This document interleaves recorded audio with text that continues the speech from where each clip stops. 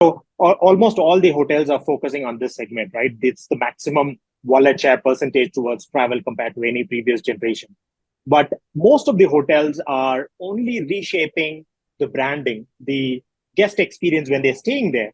But what is inherent of this particular segment is the flexibility that they desire, the freedom to choose, which doesn't come with the appearance, right? It comes with how booking, how travel planning actually happens. And that's what we're able to add, that flexibility to distribution at the core of it and attract this particular age segment. Arul, so I don't know how we're going to do this in 10 minutes. We'll do our best. Pretty fascinating stuff that you're doing at Buk. You know, I come from the CRS world, and I recall our CEO talking about managing rooms on the Buk, the blockchain. You know, like 3 years ago, maybe even 4. You know, no one was ready for it then, but it seems like we're here. So why don't you explain what your product is? Sure. So what we're building is a tokenization platform, or rather a marketplace and a platform where hotel rooms can be traded, right? Conventionally, hotels are averse to this because they don't have the transparency, visibility, or the control in terms of at what price their particular property is being sold in the secondary or tertiary markets. The beauty of blockchain is that everything of what the hotel is creating, which is basically their own inventory, is completely available in a transparent fashion where they can control the prices, not just of the primary sale, but also of the secondary and tertiary markets, right? So effectively, what we're building is capitalizing on this benefit of blockchain and creating a secondary marketplace where people can buy, sell, resell, and trade hotel room bookings, right? So let's look at it first of all from a guest perspective. What does it mean? From a guest perspective, assume that but I'm not able to travel. I usually cry around because I have to pay my cancellation fees, right? And that's sad for both hotels and the guests. In this case, because the hotel room bookings are tradable, I could actually list them up for a sale, just like you list it up on, say, eBay or any other platform, and someone else could actually buy this. Now, in case of conventional mechanisms, obviously, you never know who is selling to whom at what price. But in this case, it's going to be completely transparent. And another benefit that we're able to bring when it comes to blockchain-based systems is every time that the hotel room trades, which means that's the secondary sale or the tertiary sale, we give 1% of that transaction value back to the hotel whose room is being traded. That, on an average, today when it happens about three transactions that happen from the hotel till the end guest, that's 3% additional revenue on a minimum that a hotel can actually earn on the existing bookings that they're already selling, right? So that's the ecosystem that we're building and the platform that we're building. So a guest or a potential guest, I mean, are they buying these rooms on Expedia? And so take us from there. A guest bought it on Expedia, and then what? Yeah. So the guest doesn't buy on Expedia. Guest buys it on the OTA, which supports tokenized inventory. So at this point, our OTA, which is booktrips.com, buktrips.com, is the only one that supports tokenized inventory selling and reselling, right? But it is completely open. Tomorrow, if Expedia comes and says that I want to use the tokenized inventory model, it's completely open and they can also build it. So the guest comes, makes a booking on our platform. We represent that specific booking on the blockchain. Assume they're not able to make to that booking. Instead of clicking on cancel, now they have an additional option of clicking on resell. So assume they bought it at $100. They click on resell. They can list it up for, say, $120, or they can list it up for $90 based on whatever the price movement at that particular point in time is. Now, when another user comes and tries to buy the same room type on the same date on the platform, he will see two options. He can either buy it directly from the hotel or he can buy it from the marketplace, right? So he could either go for the $90 or he could go for the $120.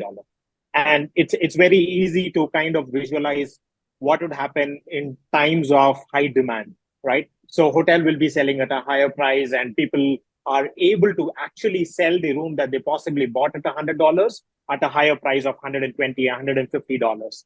Now, it's kind of as a win-win for both of them, largely because hotel is able to offload more of their inventory in this fashion, whereas from a guest perspective, they get the flexibility that they otherwise are always lacking. So the entire transaction happens on booktrips.com, including selling and reselling.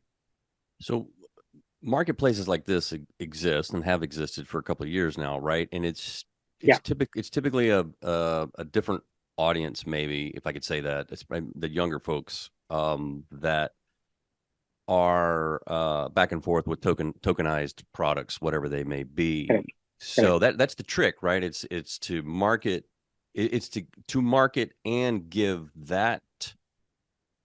those types of guests, 20 to 35 or whatever, a better experience with regards to traveling and buying hotel rooms. Correct, definitely. So almost all the hotels are focusing on this segment, right? It's the maximum wallet share percentage towards travel compared to any previous generation. But most of the hotels are only reshaping the branding, the guest experience when they're staying there. But what is inherent of this particular segment is the flexibility that they desire, the freedom to choose, which doesn't come with the appearance, right? It comes with how booking, how travel planning actually happens. And that's what we're able to add, that flexibility to distribution at the core of it and attract this particular age segment. So it's a very different approach. And I mean, are you getting traction with hotels? Are you having those conversations? Are they getting it? Are you, Sure. What kind of traction are you getting? Sure. So in fact, before 2 weeks back, I would say that our traction was comparatively lower. Largely, we had onboarded about 50 properties who are willing to go for this resellable model kind of an approach. But we recently participated in the Arabian travel market, which is the largest, I believe is the world's second largest hotel-related event, hotel industry event. And we had phenomenal interest in terms of what we're building. Out of the 200 or so hoteliers that we spoke to, there were at least 170 of them were really intrigued with what we're building and really interested in it. And almost all of them, we're kind of starting to send out contracts in terms of onboarding their inventory to our platform. So we do have a lot of interest from the hoteliers coming up. So who are you talking to? Because that's a certain type of executive person in these hotels that would actually get this. Yeah. We are specifically targeting revenue managers, CROs, CCOs, and CFOs, right? The regular sales folk don't get this, largely because it's a different way of approaching the same thing, right? So it's usually the CRO, CFO, or CCO. They are the people who actually get this and understand the concept. Yeah, revenue managers and CTOs. I mean, that's a different group. And so they must get kind of excited about more it. More than CTOs, I would say CCOs, which is chief commercial officers, right? So some people call it a chief commercial officer or even CFOs in some case. They are the ones taking the call around this, right? So there is a lot of excitement, largely because of two things. One, the way that our solution is being built, it's a no-cost solution. There is zero investment from a hotel perspective. There is zero investment from a tech or from a process or from a training perspective to anyone involved in the hotel, right? So there is nothing to be done from a hotel perspective. All that we require is an API, the API that they're feeding to Booking.com or Expedia through its CRS or a PMS or a channel manager. We just take a feed of that. We are currently consolidating through aggregators, technical aggregators, and we're taking that inventory. That's all that is required. And the second requirement that we ask them is, you should give us the flexibility of changing the name of the guest, right? Which is an essential one, because when you're doing reselling, you need to know who is the actual guest who is going to come in, right? So that ability to change the name is the second requirement. Apart from that, there is no other requirement from a hotel perspective, zero cost, and they're really excited. More than the model, I think they're excited about attracting this 25 to 35 age group, which otherwise they've not been able to access, right? And we're specifically also approaching the crypto users and digital nomads, and they're like heavy spenders when it comes to ancillaries as well across. So it's definitely an interesting segment that the hotels want to target. We're able to provide that particular opportunity. So a revenue manager can identify the channel this room was sold in, like through the CRS, or right?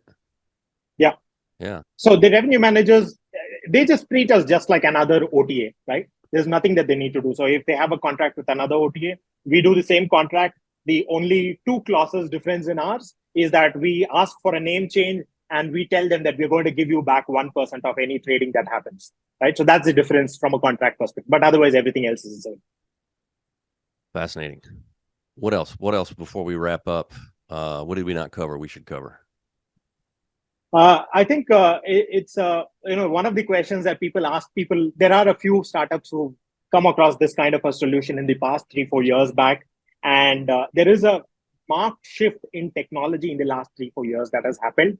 Right, earlier also people were looking at blockchain based solution, but now the new concept is around tokenization. It's around NFT, where you're able to create a digital representative of any particular booking, which otherwise was not possible, right? So that's a kind of marked difference from a tech perspective, which is actually bringing this change. So if a hotel is really looking at this young segment, wanting to stay relevant, right? It's a leapfrog opportunity for this industry. Right now we're shifting from monolithic architecture to cloud and so on, right?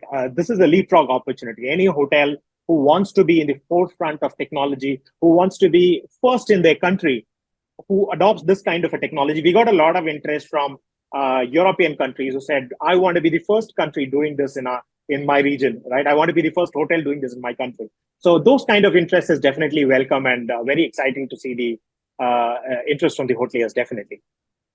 Good stuff, Arul. I want to thank you for joining me, sir. Thank you. Thanks, Jason. Thanks for having me here. You bet.